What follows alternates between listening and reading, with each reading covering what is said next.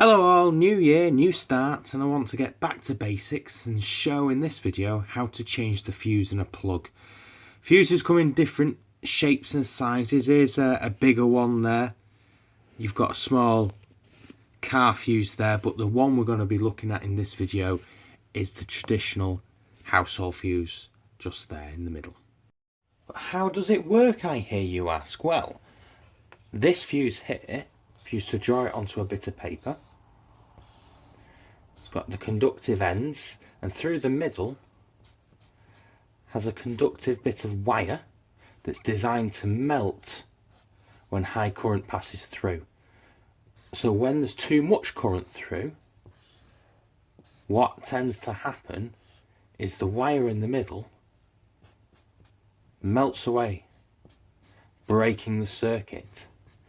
And what these are intended for is not to protect the device itself, but protect the wiring around it so it doesn't get too hot and can potentially cause fires.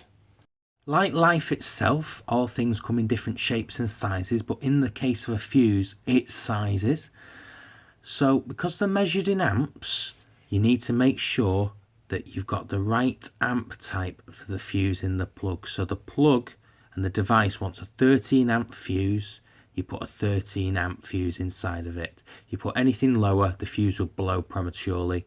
And if you put anything higher, it can be quite dangerous. So they often come in 3 amp, 5 amp, 13 amp, and some extension leads do actually 10 amp fuses now. So just keep that in mind. Always match the fuse up with the rated current that's rated at. Well, they say proof is in the pudding, so let's get at it. Move my artistic masterpiece out the way and let's grab a plug. Let's use this one here. So to get this bad boy open, ideally you could do with a screwdriver like this, but not everyone has a screwdriver at home for something as basic as this. So I'm going to use a knife. It's not connected to anything, so it's perfectly safe.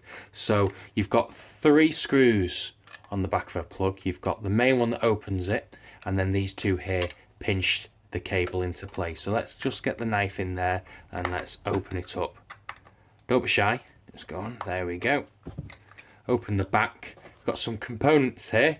You've got the wires going in, you've got the live neutral earth. This doesn't need earthing because it's double insulated, but story for another day. So here's our fuse here, our culprit. So let's pop it out. Just be delicate not to lose the rest of the components out of the plug. Okay, and let's replace it with a working one. So it's just a reverse order. Back on, get your knife, and then tighten the screw up.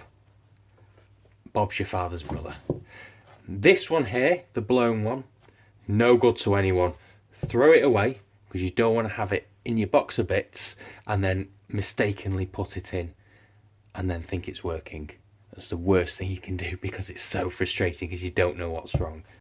Actually, disclaimer, it's not the worst thing you can do. There's so many other things that's possibly worse than that, but it's just a figure of speech.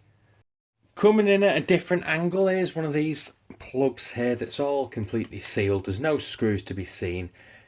You just have to get, with these ones, your knife in at the side, pop this cover off, and then the fuse come out there.